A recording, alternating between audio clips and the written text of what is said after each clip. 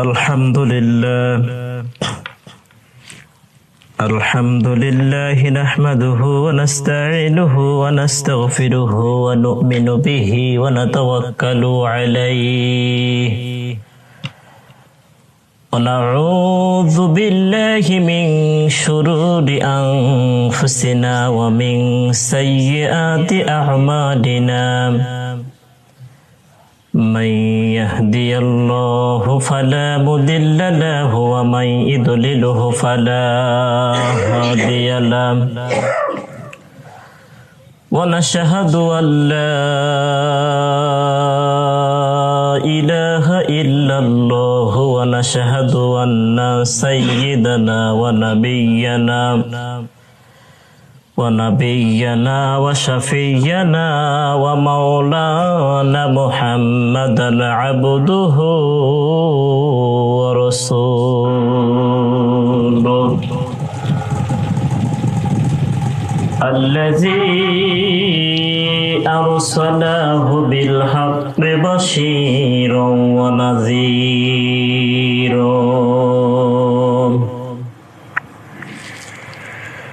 وداعيا إلى الله بإذنه وسراجا وقمرا منيرا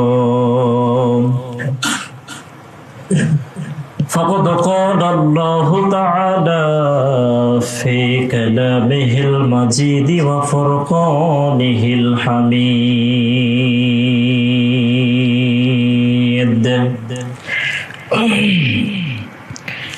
সকলে পড়ি আউযু বিল্লাহি মিনাশ শাইতানির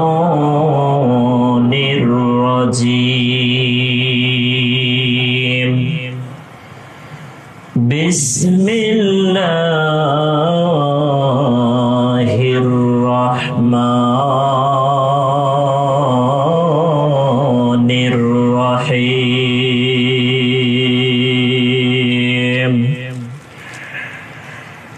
واتل عليهم نبأ ابني آدم بالحق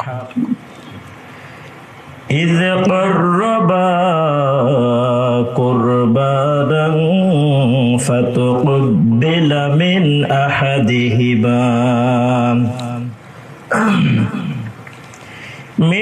أحدهما ولم يتقبل من الآخر قال لا أقتلنك قال إنما يتقبل الله من المتقين صدقت يا ربنا إن الله وملائكته يصلون على النبي يا أيها الذين آمنوا صلوا عليه وسلموا تسليما شكرا درد إبراهيم بوري اللهم صل على محمد وعلى آل محمد كما صليت على إبراهيم وعلى آل إبراهيم إنك حميد مجيد اللهم بارك على محمد وعلى آل محمد كما باركت على إبراهيم وعلى آل إبراهيم إنك حميد مجيد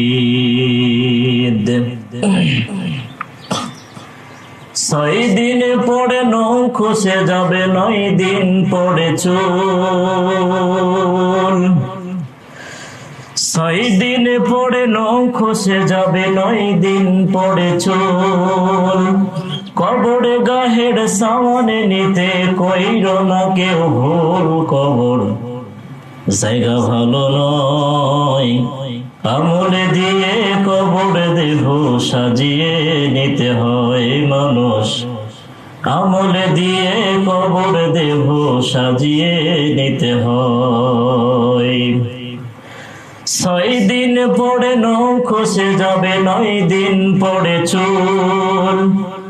6 দিন পরে নখ খসে যাবে, 9 দিন পরে চুল। কবরে গাহের সামান নিতে কইরো না কেউ ভুল। কবর জায়গা ভালো নয়, আমলে দিয়ে কবর দেহ সাজিয়ে নিতে হয় মানুষ। আমলে দিয়ে কবর দেহ সাজিয়ে নিতে হয়। 17 দিন পরে পেট ফেটে শেষে পোকার খাদ্য হবে। 60 দিন পরে গোস খসে যাবে, কঙ্কাল পড়ে রবে। 90 দিনে হাড়ে গুলি সব, 90 দিনে হাড়ে গুলি সব আলাদা হয়ে যাবে। কবর জায়গা ভালো নয়, আমলে দিয়ে কবর দেহ সাজিয়ে নিতে হয় মানুষ। আমলে দিয়ে কবর দেহ সাজিয়ে নিতে হয়। আলহামদুলিল্লাহ, শুকরিয়া আদায় করি সেই আল্লাহর দরবারে যে আল্লাহ তাআলা আপনাকে আমাকে সুস্থ রেখে সুস্থ হালতে, যে আল্লাহ তাআলা আপনাকে আমাকে এখন পর্যন্ত বাঁচিয়ে রেখেছেন, যে আল্লাহ তাআলা আপনাকে আমাকে হাজারো কাজের মধ্য থেকে যাচাই বাছাই করে নিয়ে, যে আল্লাহ তাআলা আপনাকে আমাকে তার পবিত্র ঘরে পবিত্র দিনে, যে আল্লাহ তাআলা আপনাকে আমাকে তার ঘরে আসার মতো বসার মতো কিছু কথা শোনার মতো সুযোগ দান করে দিলেন, সে আল্লাহর দরবারে প্রাণ ঢালা আমরা শুকরিয়া আদায় করি। সকলে বলি আলহামদুলিল্লাহ। দরুদ পড়ি সাইয়্যিদুল মুরসালিন খাতামান নাবিয়্যিন, যার সুপারিশ ছাড়া কোনো মানুষ কিয়ামতের ময়দানে জান্নাতে যাইতে পারবে না, সেই নবীর প্রতি কলিজা ভরা ভালোবাসা নিয়ে মহব্বত নিয়ে সকলেই শুকরিয়া আদায় করি। সকলে বলি সাল্লাল্লাহু আলাইহি ওয়াসাল্লাম। সম্মানিত দ্বীনি ভাইয়েরা, সম্মানিত আমার মুসলিম বাপজানরা, আর মাত্র কয়েকটা দিন পরে আমরা কোরবানির ঈদ পাবো। আল্লাহ তাআলা যদি আমার মতো নগণ্য গোলামের জবান থেকে কিছু কথা কোরবানি সম্পর্কে যদি কিছু কথা আল্লাহ তাআলা আপনাকে শোনার এবং আমাকে বলার তৌফিক দান করুক, কোন আমিন। জোরে বলেন আমিন। তার আগে একটি কথা, আপনারা জানেন ঝিনাইদহে একটা ঘটনা সবার বিবেক নাড়া দিয়ে গেছে। সেটি হলো ঝিনাইদহে একটা এমপি, তার নাম আনার। যেরকম তো তার নাম কি? তার নাম আনার। এই আনার সাহেব কিছুদিন আগে তেনাকে হত্যা করা হয়েছে, তাকে কেটে টুকরো টুকরো টুকরো টুকরো করা হয়েছে। মিডিয়া ভাই বলতেছে তাকে 100 টুকরো করা হয়েছে। কত টুকরা? 100 টুকরো সে এমপি কে করা হয়েছে। আমি একটু ঘাটাঘাটি করলাম, দেখি এর মূল ঘটনাটা কি। দেখলাম এই ঝিনাইদহের 4 আসনের এমপি আনারুল আজিম আনার সাহেবকে 100 টুকরো করার উদ্দেশ্য হলো 2016 সালে একটা ঘটনা। ঝিনাইদহের কৃতি সন্তান, তিনি, তার একটা অপরাধ ছিল, তিনি ইন্টারমিডিয়েট ফার্স্ট ইয়ারে পড়ে। তিনি কতটুকু রাজনীতি বোঝে, ইন্টার ফার্স্ট ইয়ারে ছেলেটা পড়ে। তিনি জামাত শিবির করার কারণে তাকে কলেজ থেকে উঠে নিয়ে যাওয়া হয়েছিল। এই এমপির কথা অনুযায়ী, এই আনারের কথা অনুযায়ী সাদা পোশাক পরিয়ে কিছু ভাই তাকে কলেজ থেকে তুলে নিয়ে গিয়ে 7 দিন পরে তার মরা দেহ, কি দেহ? মরা দেহ, তাকে ক্রস ফায়ার করে মারা হয়েছে। শুধু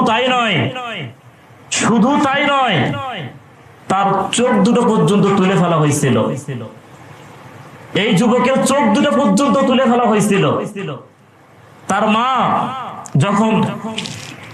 একে যখন ধরে নিয়ে যাওয়া হলো, ধরে নিয়ে যাওয়ার পরে তার মা কান্নাকাটি করেছিলেন। তার পরিবার সহ এমপির কাছে গিয়েছিলেন যে আমার সন্তানকে ছেড়ে দেন, আমার গোটা পরিবার আওয়ামী লীগ করবে।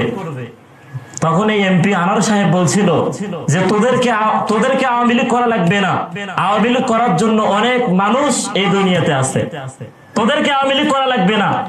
তাদেরকে ছেড়ে দেওয়া হয়নি। পরবর্তীতে প্রায় 300 গ্রামের মানুষ, এই 300 গ্রামের মানুষ সবাই মিলে এমপির কাছে দরখাস্ত করছিল, কিন্তু এমপি সাহেব সে দরখাস্তটা কবুল করে নাই। তার মা, তার চোখের সামনে সন্তানটা লাশ হয়ে পড়ে আছে, সেই মা সেই সময় ডাক দিয়ে বলছিল, আমার সন্তানকে তোমরা হত্যা করো, আমার সন্তানকে তোমরা মেরে ফেলো, কোনো অসুবিধা নেই, কিন্তু তার চোখ দুটো তোলা হলো কেন? তার চোখ দুইটা তোলা হলো কেন? তোমরা আমার সন্তানকে হত্যা করতে পারো, মেরে ফেলতে পারো, কিন্তু আমার সন্তানকে তোমরা চোখ দুটো তুললে কেন? না জানি আমার সন্তানটা কত কষ্ট হয়ে মৃত্যুবরণ করলেন। মায়ের দোয়া তো বৃথা যাবে না, মায়ের দোয়া বৃথা যাবে না। তারই কয়েক বছর পরে সে এমপি আনার, তিনি বিভিন্ন অবৈধ কাজের মধ্যে লিপ্ত ছিল। এই কয়েকদিন হলো একটা ঘটনা, তার কলকাতায় তার লাশ পাওয়া গেছে 100 টুকরো। কত টুকরা? 100 টুকরো করছে। তার সন্তানটা তার একটা মেয়ে আছে, মিডিয়ার সামনে, ক্যামেরার সামনে ঘুরে বেড়াচ্ছে যে আমার বাবার একটা টুকরো মাংস দাও। কত টুকরা? 1 টুকরো মাংস দাও, 1 টুকরো মাংস দিয়ে একটু আমার আব্বা জানাজা করবো। সে 1 টুকরো মাংস খুঁজে পাওয়া যাচ্ছে না। দুনিয়ার ধার দুনিয়াতেই শোধ হয়। এই আনার সাহেব, এই এমপি সাহেব আমাদের মাথার তাজ, আলেমদের, গোটা পৃথিবীর আলেমদের মাথার তাজ দেলোয়ার হোসেন সাইদি সাহেব যখন মারা গেলেন, মারা যাওয়ার পরে এই আনার সাহেব তাকে গায়েবানা জানাজা করতে দেওয়া হয় নাই। এই আনার সাহেব আমাদের দেলোয়ার হোসেন সাইদির গায়েবানা জানাজা করতে চাইছিল, কিন্তু জানাজা করতে দেওয়া হয় নাই। এই এমপি সাহেব বাধা দিয়েছিল। আল্লাহ তাআলা বলেন, ওমা কারুল্লাহ খৈরুল মাকিরিন। ওরা ষড়যন্ত্র করে। ওরা কি করে? ওরা ষড়যন্ত্র করে, আমিও আল্লাহ তাআলা পরিকল্পনা করি। নিশ্চয়ই আল্লাহু খৈরুল মাকিরিন, নিশ্চয়ই আমি আল্লাহ কৌশল এবং পরিকল্পনা সর্বোত্তম। সুবহানাল্লাহ কবেন না? আল্লাহ তাআলা পরিকল্পনা করে তার 100 টুকরো মাংস করছেন, টুকরো মাংস করছেন। দুনিয়ার ধার দুনিয়াতে শোধ হয়। আল্লাহ তাআলা এই যে আজকে যারা ক্ষমতা পেয়ে যারা অপব্যবহার করতেছেন, মানুষের প্রতি যারা জুলুম করতেছেন, আল্লাহ তাআলা ধরে না, ধরলে আবার ইন্না বাতশা রাব্বিকা লাশাদীদ। আল্লাহ ধরলে আবার আদিনিকাল থেকে ফেরাউন, উদ্বা, সাইবা, মুনাফিকরা ক্ষমতার বিরোধিতা, এই ইসলামের বিরোধিতা করেছিল, তারা টিকতে পারে নাই। কিয়ামত পর্যন্ত তারা টিকতে পারবে না। আল্লাহ বলেন, ইন্না নাহনু নাযালনা যিকরা ওয়া ইন্না লাহু লাহাফিজুন। আমি আল্লাহ কোরআন নাযিল করেছি, এই কোরআনের হেফাজত আমি আল্লাহ নিজে নিয়েছি। কোন সুবহানাল্লাহ। মানুষ ক্ষমতার অহংকার করিয়ে কখনো এই ইসলামকে ফুটকার দিয়ে নিভাইতে পারবে? যত নিভাতে চেষ্টা করবে তত আল্লাহ তাআলা ইসলামটা প্রচার করবে। আল্লাহ তাআলা সহি বুঝদান করে। কোন আমিন? জোরে বলেন আমিন। তাহলে সামনে কোরবানি চলে আসছে। অনেক মানুষ মনে করে কোরবানিটা মনে হয় আমাদের জাতির পিতা ইব্রাহিম আলাইহিস সালামের কাছ থেকে আমরা কোরবানি পাইছি। না, কোরবানিটা আমরা শুধু ইব্রাহিম আলাইহিস সালামের কাছ থেকে পাইনি, আদম থেকে শুরু করে নিয়ে এই পর্যন্ত কোরবানি চলে আসছে। আদম আলাইহিস সালামের জামানাও কোরবানি ছিল। আল্লাহ তাআলা সূরা হজের মধ্যে আল্লাহ তাআলা বললেন যে ওয়ালিকুল্লি উম্মাতিন জাআলনা মানসাকাল্লি ইয়াযকুরুসমাল্লাহ আলা মা রাযাকনাহুম মিন বাহিমাতিল আনআম فإلهكم إله واحد فله أسلموا وبشر المؤمنين সুবহানাল্লাহ। আমি আল্লাহ তাআলা সেই কাল থেকেই আদম থেকে শুরু করে নিয়ে আমি আল্লাহ তাআলা কোরবানি সকল থেকে আমি নির্ধারণ করে দিয়েছিলাম। আদম আলাইহিস সালামের জামানায় কিন্তু কোরবানি ছিল। আদম আলাইহিস সালামের জামানা কোরবানি ছিল। কি কোরবানি ছিল? আল্লাহ তাআলা সেটাই কোরআনের মধ্যে বললেন, ওয়ালিকুল্লি উম্মাতিন জাআলনা মানসাকাল ইয়াযকুরু ইসমাল্লাহি আলা মা রাযাকাহুম মিন বাহিহিমা ইল্লা আনআম فإلهكم إله واحد فله أسلموا وبشر المخبتين। আমি আল্লাহ তাআলা প্রত্যেকটা উম্মতের জন্য কোরবানি নির্ধারণ করেছি। প্রত্যেকটা উম্মতের জন্য আল্লাহ কি করছেন? কোরবানি নির্ধারণ করে দিয়েছেন, যাতে আল্লাহ তাআলার চতুষ্পদ জন্তুগুলো যেন আল্লাহর নাম নিয়ে তার জবাহি, আল্লাহর নাম নিয়ে যারা জবাহি করতে পারে। তাহলে এই যে কোরবানিটা, এই কোরবানিটা শুধু কি ইসমাঈল আলাইহিস সালামের কাছ থেকে এসেছে না আদম আলাইহিস সালামের কাছ থেকে? আদম আলাইহিস সালামের কাছ থেকে কোরবানিটা এসেছে। তাদের কোরবানি কেমন ছিল? আমাদের আদি পিতা আদম আলাইহিস সালাম যখন মা হাওয়াকে বিবাহ করলেন, বিবাহ করার পরে তারা শয়তানের ওয়াসওয়াসায় পড়ে যখন তারা গন্ধ ফল খাওয়ার পরে তাদেরকে জান্নাত থেকে বের করে দেওয়া হয়েছিল। এই আদম আলাইহিস সালাম, মা হাওয়া, দুই পাশে আল্লাহ তাআলা দুনিয়ার দুই পাশে তাদেরকে ছেড়ে দেওয়া হয়েছিল আরাফের ময়দানে। আরাফের ময়দানে তাদের পরিচয় হয়েছিল, দেখা সাক্ষাৎ হয়েছিল। সেখান থেকে যখন মেলামেশা শুরু হলো, আজকে বাংলাদেশে মা বোনেরা সন্তানটা জন্ম দেয়, একটা সন্তান জন্ম দেয়, কিন্তু মা হাওয়া একটা করে সন্তান জন্ম দেয় নাই, মা হাওয়া দুইটা করে সন্তান জন্ম দিয়েছে। যেরকম তো কয়টা? দুইটা করে সন্তান জন্ম দিয়েছে মা হাওয়া। এই মা হাওয়ার সন্তান জোড়ায় জোড়ায় সন্তান হতো, একটা ছেলে একটা মেয়ে, একটা ছেলে একটা মেয়ে। হাদিসের মধ্যে আছে 20 জোড়া সন্তান জন্ম দিয়েছিল। কোন সুবহানাল্লাহ! কত জোড়া সন্তান জন্ম দিয়েছিল? 20 জোড়া সন্তান মা হাওয়া জন্ম দিয়েছিল। সেখান থেকে আমরা এ পর্যন্ত চলে আসছি। যখন মা হাওয়ার জোড়ায় জোড়া সন্তান আসে, এখন মানুষ বিস্তার করতে গেলে তো তাদের বিবাহ বন্ধন করতে হবে। সেই সময় আদম আলাইহিস সালামের বিধান ছিল, প্রথম পক্ষের ছেলের সাথে দ্বিতীয় পক্ষের মেয়ের বিয়ে হবে, আর দ্বিতীয় পক্ষের ছেলের সাথে প্রথম পক্ষের মেয়ের বিয়ে হবে। এটা ছিল আদম আলাইহিস সালামের বিধান। যেরকম তো কার বিধান? আদম আলাইহিস সালামের বিধান এটা। প্রথম পক্ষের যে ছেলেটা আসবে দ্বিতীয় পক্ষের মেয়ের সাথে বিয়ে হবে, দ্বিতীয় পক্ষের যে ছেলেটা আসবে প্রথম পক্ষের মেয়ের সাথে বিয়ে হবে। আদম আলাইহিস সালামের দুইটা সন্তানের নাম ছিল, আমরা সকলে জানি, সেটা হলো হাবিল আর কাবিল। হাবিল আর কি? কাবিল। হাবিল আর কাবিল ছিল। এই হাবিল আর কাবিল, হাবিলের সাথে যে বোনটা আসছিল সে বোনটা একটু তুলনামূলক একটু সুন্দরী কম ছিল, আর কাবিলের সাথে যে বোনটা এসেছিল এই বোনটা একটু সুন্দরী বেশি ছিল, সুন্দরী বেশি ছিল। আদম আলাইহিস সালাম বললেন, কাবিল তুমি হাবিলের বোনকে বিয়ে করো, হাবিল তুমি কাবিলের বোনকে বিয়ে করো। হাবিল রাজি আছে, কিন্তু কাবিল রাজি হয় না। কাবিল রাজি হয় না। এখন কাবিল আব্বাজানকে ডাক দিয়ে বললে, আব্বাজান আমি আমার বোনকে বিয়ে করবো। নাউজুবিল্লাহ, আমার সাথে যে বোনটা আছে এই বোনটাকে আমি বিয়ে করব, আমার সুন্দরী বোনকে আমি অন্যজনের সাথে বিয়ে দিব না। আদম আলাইহিস সালাম বললেন, বাবারে এটা তো আমার বিধানের মধ্যে নাই, আর এই বিধানটা আমি চালু করি নাই, এই বিধানটা স্বয়ং আল্লাহ তাআলা আমাকে জানিয়ে দিয়েছে। যে ছেলেটা একই সাথে যে ছেলে আর মেয়ে আসবে এরা ভাই বোনের সম্পর্ক হবে। কিসের সম্পর্ক হবে? ভাই বোনের সম্পর্ক হবে। তাহলে তুমি বোনকে কিভাবে বিবাহ করবে? না, এটা আমার বিধানের মধ্যে, এটা আমার বিধানের মধ্যে নাই। তখন বললেন, না আমি বিধান বুঝি না, আমি আমার বোনকেই বিয়ে করব। এক পর্যায়ে যখন কাবিল মানতে চায় না, হাবিল রাজি আছে কিন্তু কাবিল মানতে চায় না। আদম আলাইহিস সালাম বললেন, আচ্ছা ঠিক আছে, আল্লাহর পক্ষ থেকে বিধান হলো তোমরা দুইজন কোরবানি দাও। যেরকম তো কি করো, তোমরা দুইজন কোরবানি দাও।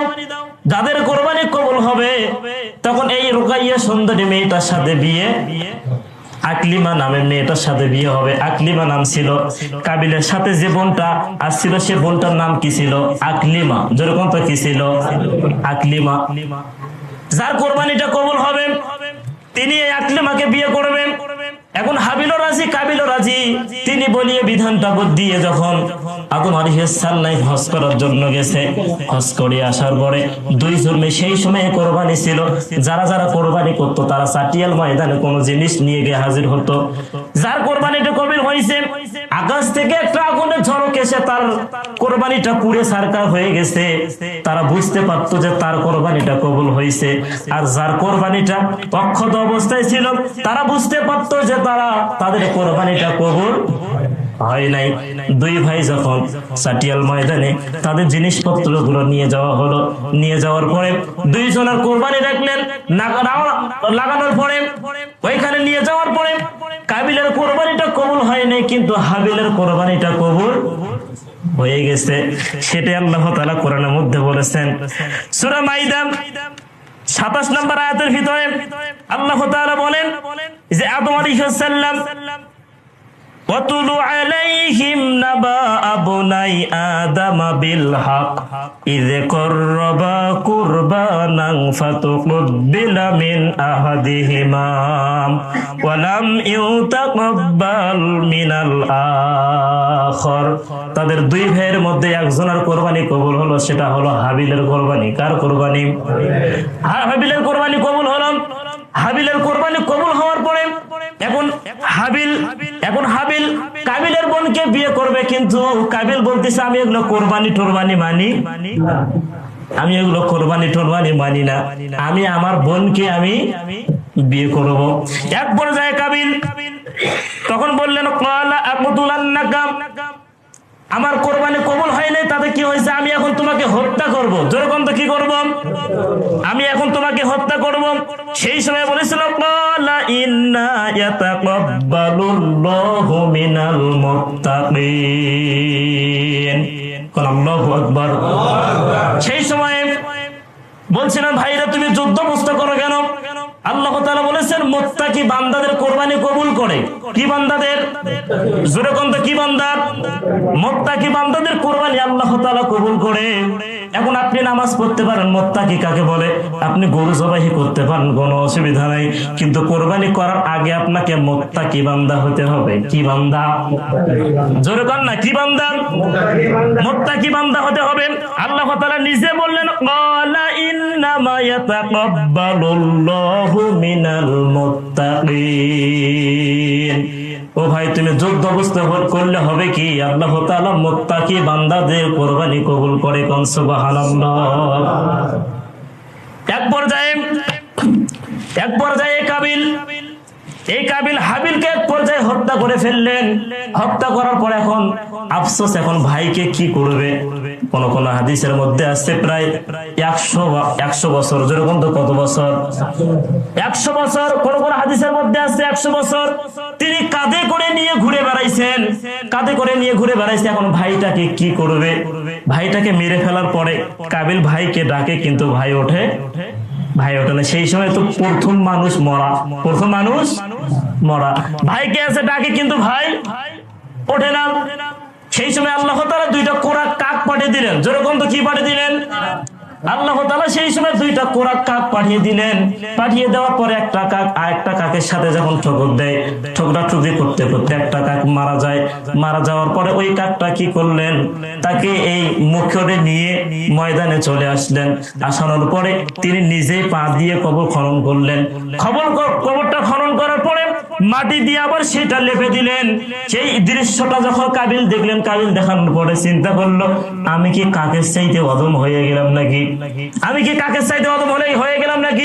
একটা ভাই আরেকটা ভাই হত্যা করে কিভাবে কবরস্থ করলো? মাটি দিয়ে লেপে দিল, মাটি দিয়ে কবরস্থ করলো। আমি কি কাকের চাইতে অদম হয়ে গেলাম নাকি? এক পর্যায়ে কাবিল কি করলেন? আবার ওই সিস্টেম দিয়ে কাক যেভাবে দেখাইলো, কাবিলও সেই সিস্টেম করে হাবিলকে কবর দিল। যেরকম তো কি দিল? এই যে কবর দেওয়ার সিস্টেমটা ওখান থেকে শুরু হয়েছে। কই থেকে? আদম আলাইহিস সালামের কাছ থেকে কবর দেওয়া ওইভাবে শুরু হয়ে গেছে। সম্মানিত দ্বীনি ভাইয়েরা, আপনি যদি কোরবানি করেন তাহলে কোরবানি কবুল করতে হলে আপনাকে মুত্তাকি বান্দা হতে হবে। যেরকম তো কি বান্দা? আল্লাহ বললেন আমি মুত্তাকি বান্দাদের কোরবানি কবুল করি। এখন মুত্তাকি বান্দা কি? আল্লাহ তাআলার সমস্ত যে কাজগুলো আছেন সমস্ত বিধি বিধানের কাছে মাথা নত করাটাই হলো মুত্তাকি। সমস্ত কাজের আল্লাহ তাআলার হুকুমের কাছে মাথা নত করাটার নাম হলো কি? মুত্তাকি। আল্লাহ হারাম খাইতে নিষেধ করছেন, হারাম খায়েন না। আল্লাহ তাআলা সুদ খাইতে নিষেধ করছেন, সুদ খায়েন না। আল্লাহ তাআলা ঘুষ খাইতে নিষেধ করছেন না, ঘুষ খায়েন না। 5 ওয়াক্ত নামাজ আল্লাহ তাআলা পড়তে বলছে, এটা আল্লাহর ফরজ, আপনি 5 ওয়াক্ত নামাজ ছেড়ে দিয়েন না। সমস্ত বিধি বিধানের কাছে যদি আপনি মাথা নত করতে পারেন তাহলে আপনি মুত্তাকি বান্দা হতে পারেন।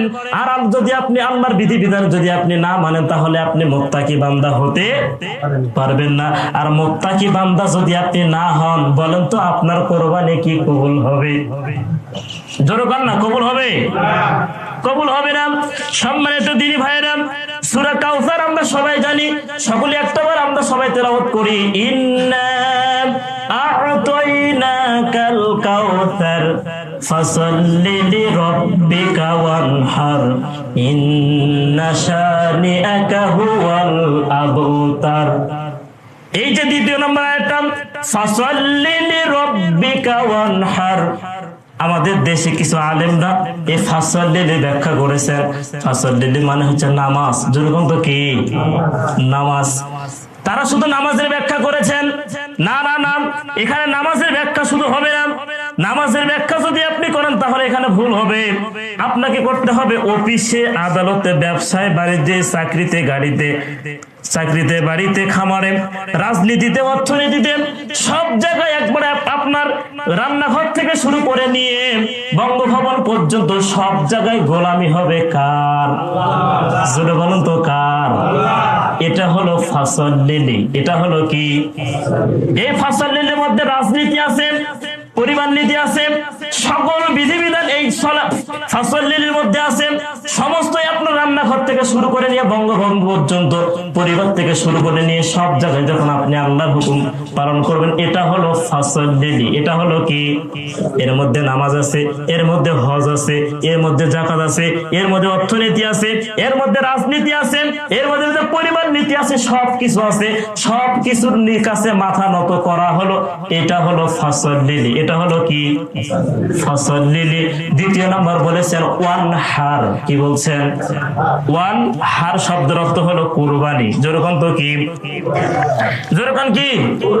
ফাসাল্লি লিরাব্বিকা ওয়ানহার। দ্বিতীয় নম্বর কথা আল্লাহ তাআলা বললেন যে ফাসাল্লি, সমস্ত বিধিবিধানের কাছে মাথা নত করতে হবে, শুধু নামাজের কাছে নয়, সমস্ত বিধিবিধানের কাছে আপনাকে মাথা নত করতে হবে।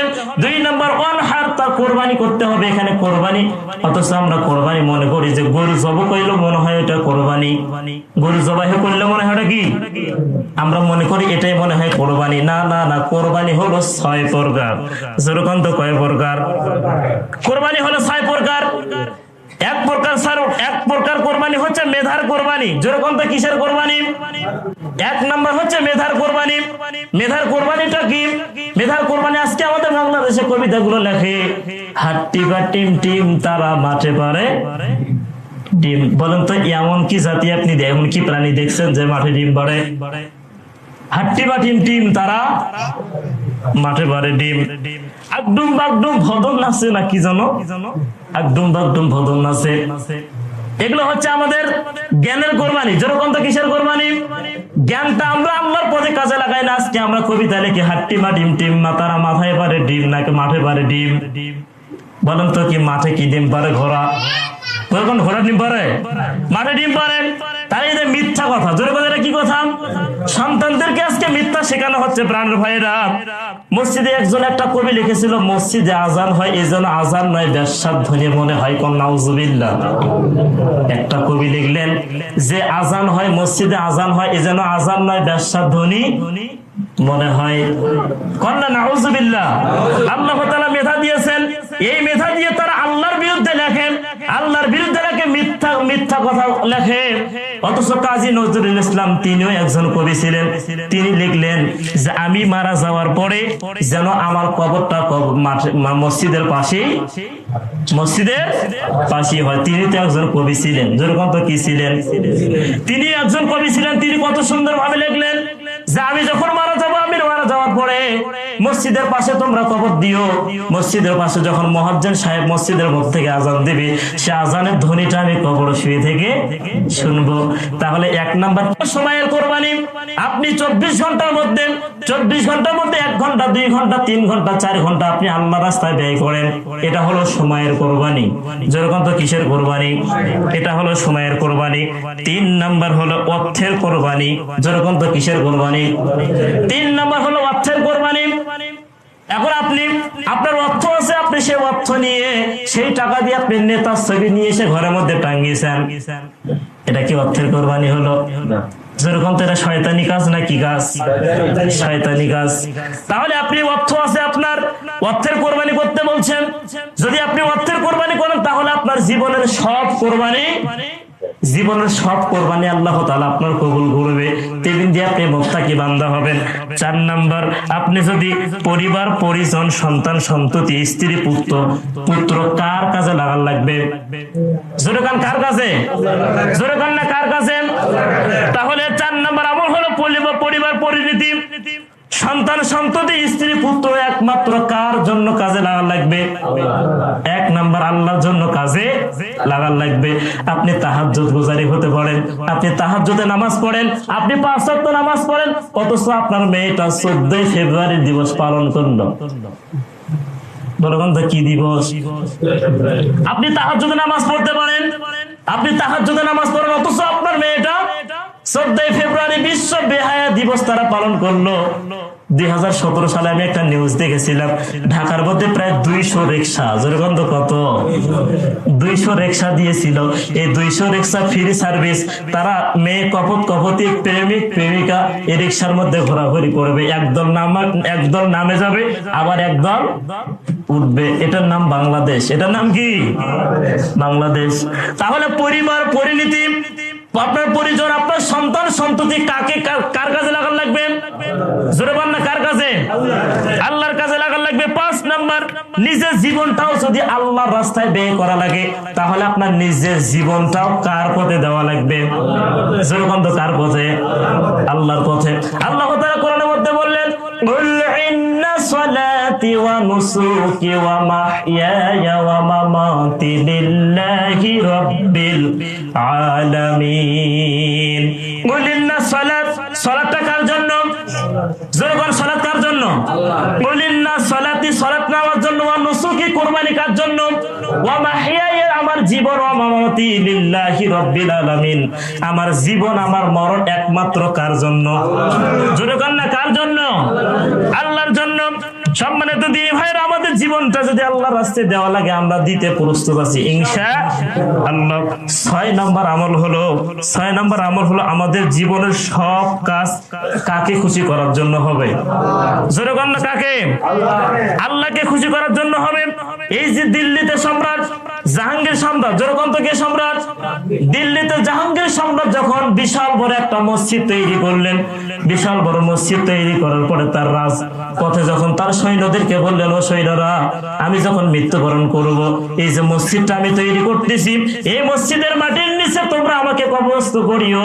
তার দলবল, তার ছেলেবেলেগুলো বলতেছে, হুজুর, তার দলবল ছেলেগুলোদেরকে বলতেছে, সম্রাট সাহেব, আপনি হচ্ছে এত টাকা দিয়ে মসজিদটা বানাচ্ছেন, আমরা মাটি দিয়ে মসজিদের একটু উপরে আপনার কবরটা খনন করব, আপনার কবরটা দিতে চাই। এই দিল্লির সম্রাট সেই সময় ডাক দিয়ে বলেছিলেন, আমি মসজিদটা কোনো মানুষের জন্য বানাচ্ছি না, এই মসজিদটা আমি আল্লাহ তাআলার ইবাদত করার জন্য বানাচ্ছি। জরগন্ধ কিসের জন্য? ইবাদত করার জন্য বানাচ্ছি। আপনারা যখন নামাজ পড়তে আসবেন, এই নামাজ পড়িয়ে যে নেকিগুলো পাবেন, সেই নেকিগুলো আমি কবর শুয়ে থেকে পাবো। কোন সুবহানাল্লাহ। সম্মানিত দিনী ভাইয়েরা, তাহলে যদি আপনি কোরবানি কবুল করতে চান, তাহলে আপনাকে 6টা কোরবানি দেওয়া লাগবে। কয়টা? যেরকম কয়টা? তাহলে 1 নাম্বার হচ্ছে মেধার কোরবানি, 2 নাম্বার হলো সময়ের কোরবানি, 3 নাম্বার হলো অর্থের কোরবানি, 4 নাম্বার হলো পরিবার পরিজন সন্তান সন্ততি কার রাস্তায় ব্যয় করা লাগবে?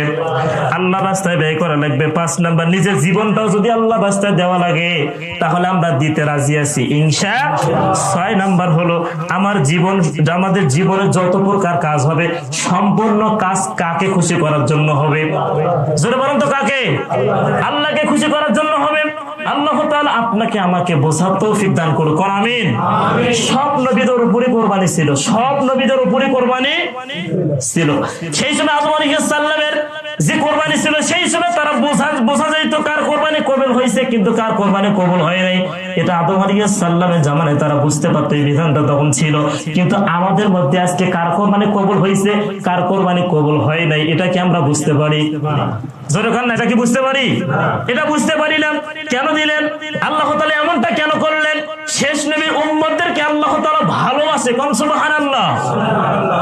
আপনি যখন কোরবানি করবেন, কোরবানি করে যখন 7 জন একটা পরিবারের মধ্যে 7টা ভাই আছে, 3টা ভাইয়ের কোরবানি কবুল হলো আর 4টা ভাইয়ের কোরবানি কবুল হলো না, 4টা ভাইয়ের মন খারাপ থাকবে না থাকবে না? যেরকম থাকবে না থাকবে না? এখন ওর যদি কোরবানি কবুল না হয় পরবর্তীতে কেউ ওই কোরবানি দিতে চাবে, যেরকম তো দিতে চাবে, তার একটা মন মালিন্য হবে, তার মনটা মলিন হয়ে যাবে, তার মনটা খারাপ হয়ে যাবে। এই জন্য আল্লাহ তাআলা কোরবানিটা না লুকিয়ে রাখছেন। কোরবানি কার কবুল হয়েছে কার কবুল হয় না এটা কে জানে? যেরকম না, কে জানে? আল্লাহ জানে। আজকে যদি বিধানটা আজকে ওই আদম আলাইহিস সালামের বিধানটা যদি আজকে আমাদের মধ্যে থাকতো, আমরা কিলে কিলে মারামারি ফাড়াফাড়ি হলো, যেরকম তো হতো না? হয়তো। আল্লাহ তাআলা কত শেষ নবীর উম্মতকে কত ভালোবাসে। আল্লাহ তাআলা আপনাকে আমাকে বোঝার তৌফিক দান করুক, আমিন। জোরে বলেন আমিন। ওয়া আখির দানা আলহামদুলিল্লাহি রাব্বিল আলামিন। যারা নামাজ পড়েনি তারা নামাজটা আদায় করেন ইনশাআল্লাহ, আদায় করেন ইনশাআল্লাহ, আদায় করেন ইনশাআল্লাহ, আদায় করেন ইনশাআল্লাহ, আদায় করেন।